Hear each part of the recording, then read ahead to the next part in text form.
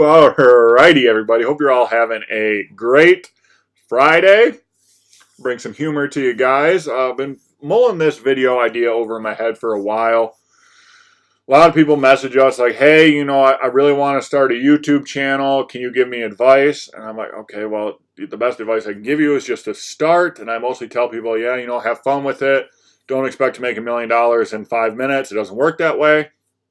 So to kind of give you guys a little bit of a rundown on where we started, I scrolled back through, I think we're at like 400 and some odd videos over the last few years. So figured I would scroll back to the first videos, which were, for whatever reason, the first like 3 of them were like 10-second videos. I think it was because I was making videos for Instagram, and at that point in time, you can only have 10-second videos. So I figured, what the heck, I just made this 10-second video. Let's upload it to YouTube because everybody will love it.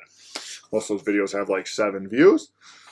One of them has like 200, not really sure why, because they're all not that very good of videos at all. But we'll roll the first one, and then we'll kind of be jumping in and out, giving you guys a little bit of a rundown on what is going on these below mediocre at best videos. So let's see the first one. So here's the first one. About a whopping 10 seconds of just action-packed fishing. This was the first video to go up on our YouTube channel. It was definitely made for Instagram. At this point in time, we had still a good friend volunteer his time to edit our videos, but he was out in Kansas. We're up here in Marquette, Michigan. So the big thing was, I would recommend, if you have a cameraman, that is incredible. Make it someone that you can actually sit down in the same room with, or go, drive and pick up a flash drive or whatever. It is still, in this 21st century, 2019, it is still ridiculously difficult and time-consuming to send video from one computer to another computer.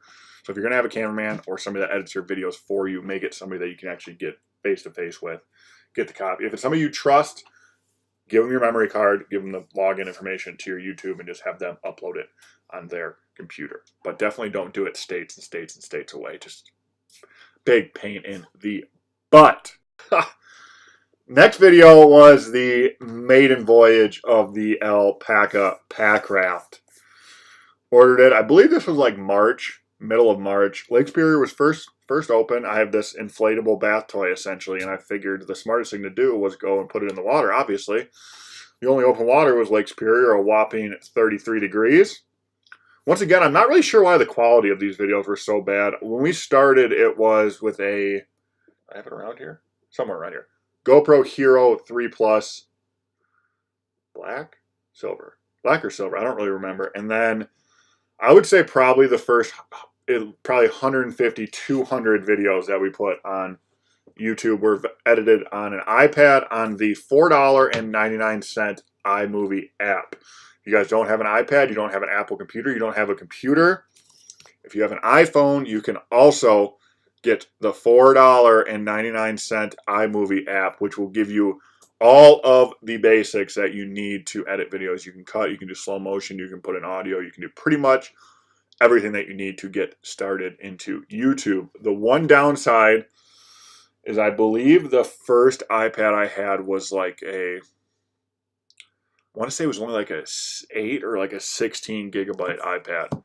And I was running 64 gigabyte memory card. So I would upload a bit of the footage, the raw footage, cut it, trim it, save it into one usable piece, save that, have to delete the rest of everything, upload a few more clips. And then if I ever ran into a problem where a video was going over those 8 or 16 or whatever gigabytes, I would pretty much be screwed and have to just throw away content. So I would definitely, I think standard is a 64 gigabyte iPhone and 128 gigabyte iPad. So definitely something to think about if you can get started. I'm not 100% sure on what the editing apps are on Android phones. I'm 100% positive they have one. And the cool thing is, for what I have for these, when I use these, is a little doohickey. I don't have it around here. A little doohickey that plugs into the charging port that you plug in an SD to micro SD converter, so you can upload your footage right to your phone. Just tips and tricks we have learned along the way. Let's roll into the next just masterpiece of a video. I think this is the last of the like 10-second, just nonsensical, worthless videos that we put on YouTube. This one, for whatever reason, I think had like a couple hundred views. Not really sure why. What we learned is from watching, just what I've relearned from watching those videos. If you're going to do transitions, just do a clean transition. You don't need any fade in, fade out, blur, any of that stuff. Just a quick switch from scene to scene. I don't know. These videos were my first insight to using copyrighted content on YouTube. I used a lot of songs that I really liked that turns out that I was not allowed to use. So learn that. Luckily, that was before I got monetized, so I don't think those strikes actually counted against me. Account's still in good standing, which is good. The way that this works is with YouTube, once you monetize, you get 3 strikes, and those strikes, pretty much what goes against those is essentially mostly just copyrighted content. So don't go to iTunes and download songs, even if they say royalty free or copyright free. I had some of those videos or some of those songs that I use on videos that for whatever reason, YouTube flagged and told me I couldn't use, which didn't make any sense. So now I use the YouTube Audio Creator Studio right in the, I guess, back office of your YouTube page. I have no idea how many songs are on there. It's at least millions, possibly even billions. You can select by genre. You can select by the mood, like whether they're dramatic, suspenseful, yada, yada, yada. You can select, I mean, there's so many ways to narrow down and find exactly the song that you are looking for to put into your YouTube video and not have to worry about getting any of those 3 strikes or getting in trouble for copyrighted content. This next video is pretty interesting. I'm going to have to give you guys a little bit of narration on what is going on in this next video. All right, this was actually a pretty fun adventure. Rode the old giant mountain bike down, blew up the raft, went out with way too much stuff in the raft. Gonna have to take a moment here to observe something close up that you guys might have missed. Oh, look at that hair! Needless to say, I'm glad I chopped that off. I do miss that hat, though. I still got it. It needs to be dry cleaned. Pretty soon, I'm pretty sure I bust out the... Oh, yeah, here it goes. Here comes the fly rod that I have virtually no idea how to use. Put that away quick. So a nice little jaunt down the river. Oh, big one. I make that snag look like a fish. Oh... That there is some good, clean fun. Look at that form, though. That form's pretty good. Pretty sure I threw it right into a log. Calling her a day. This part coming up is pretty good. Didn't know there was a big branch in front of that. Wait for it, wait for it, wait for it, wait for it. Yes, got to bust the compass out. The road's only 10 yards in front of me, but I got to make sure that you walk the right way. Hope you guys enjoyed that. Just sneezed like 8 times. Whew, okay. This point in time, what I've learned is people don't want to watch crappy videos. And 2, there was another video that I almost threw into here, which is kind of just like a camping fishing trip. Like 5 minutes of just terrible, terrible music and no narration whatsoever. That's the one thing I learned is a lot of people want information in videos. They want to learn something for the most part, unless you're going out just catching giants every time, which does not happen. But they want to learn something. So don't be afraid to talk into the camera, even if, for whatever reason,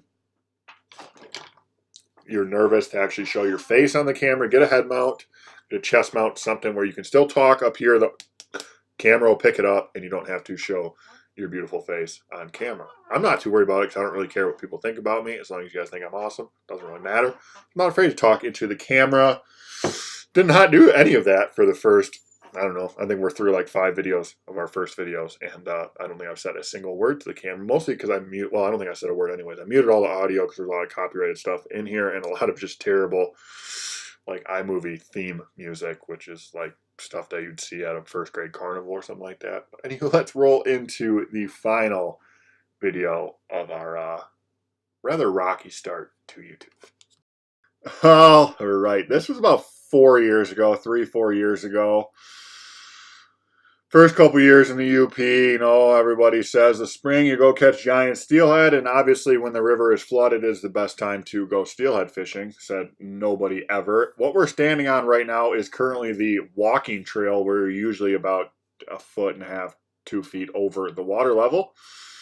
Wading through, I believe I've got the fly rod again. Oh, no. Oh, yeah, David fell in. Oh, no, yep, probably should help him out, Scott. He just fell in on what is normally dry land. You can tell he's a little wet. I don't think the cold is really setting. Okay, wait, yeah, here comes the perfect form. Perfect form. Oh, did I throw a little slow motion in there? Look at that. Probably threw it right into a tree. What I did here is I bought just a regular, I think that's like a 10.5 foot steelhead rod. Wanted to get into fly fishing and steelhead fishing, so I figured buy one rod that I can do it all with, and that's kind of what I did. Also, my method of fly fishing is throw a bunch of split shots on the on the end and make it a little easier to cast. More or less just a chuck and duck. Yeah, shake that water out of your boots, David. That'll work. All right, walking pretty much through the parking lot right now. Oh, I got to pick up a little garbage. All right. Started that one early. If you guys see garbage, pick it up. All right, we're on to the Carp River. I believe we didn't catch a fish here either, but this is the only spot in the UP where I have caught steelhead in the past. I definitely don't claim at all to be a steelhead angler. I think actually we're talking here, giving some useful advice, probably not, and I muted that out to put music over, because for whatever reason, I guess at this point I didn't want to show my beautiful voice on camera. Okay, maybe getting some fishing here pretty soon. A lot of walking. Tip for you guys, if you want to leave in some stuff like this, definitely use a little bit of fast forward. Oh, yeah, perfect form. Let's go. Let's see what we got. Pretty sure I whip it straight out the bridge here. No? A little freeze up? All right, for whatever reason, that throws up dogs barking at nobody. This is my favorite spot on the entirety of the Carp River, right up from the bridge. For whatever reason, David's standing in the water. That makes a better. Cooper! Dog agrees that David shouldn't be standing in the water. This river was also extremely flooded. So needless to say, it is possible to make videos with no fish. Unfortunately, we do it quite often. Just kind of the territory when you try to make daily videos is obviously, especially during just off times of the year, you can't go out and catch fish every single day. I try really hard. Unfortunately, it doesn't work. But now we've learned that if you're doing that, you obviously got to bring in a little bit of humor. Personally, I think I'm the funniest guy on YouTube. A lot of people probably disagree. A little bit of information. People, you're going out, maybe other people are struggling. Okay, this is the weather. This is what we're using. This is what we're doing. This is where we're at. This is how deep the water is. This is the water clarity. Yada, yada, yada. Bring in some information. Maybe, people are having the same struggles as you. They might be able to learn something from that. Editing is not the most, I got to be very cautious about how I say this. Your content has to be decent. I would say your content has to be above average. As long as your videos are better than what you just saw, you're a really good shot at making it somewhere on YouTube. Curse words, some of them are okay, like your gosh dang it's and your shoots and your just hex, those are okay. Probably would take the F words out. The C word is a no-go. Just pretty much your harsh words. A lot of people appreciate it too, because you get a lot of parents that watch YouTube videos with their kids. A lot of people comment, hey, I appreciate you taking the swear words out when we go duck hunting. Especially depending on who we go duck hunting with. I swear to gosh, 3/4 of the editing is chopping out words and muting the audio on them. It's just a pain in the butt. Try to keep your curse words out. If you are, now don't be afraid. If you don't have a camera, you can't afford a camera at the current moment, this probably is, gosh dang, near as good as a GoPro, in my opinion. But the big thing is, this is where we screwed up with the sturgeon. If you're filming YouTube videos on your cell phone, turn the phone. Or else you have to, what I had to do was we filmed it vertically, like so, and I literally had to go through and edit to get a full screen section. It was just a pain in the butt. So definitely if you're filming, it's definitely possible. If you're filming with a GoPro, there's been movies, Hollywood movies filmed with iPhones. Just turn it sideways. Starting out editing, this is, I mean, all of my experiences on Apple products. So we went from iMovie on the iPad or the iPhone, which was $4.99, and then decided that it was time to move up. Bought this desktop computer, which was rather expensive. I think this was like $2,200, something like that. Came with the actual iMovie app, the actual program. Way more features, just about everything you would ever need. Had to watch a bunch of tutorials. Thanks, YouTube, for teaching me how to YouTube. Pretty much maxed out on what I felt I was capable of on iMovie. Looked into Final Cut Pro X, I believe. Final Cut Pro something or other. Pretty much what everybody that's an Apple user uses to edit videos. Now, by itself, that is a $300 program. Kind of pricey, I know, especially if you're young and don't have any money.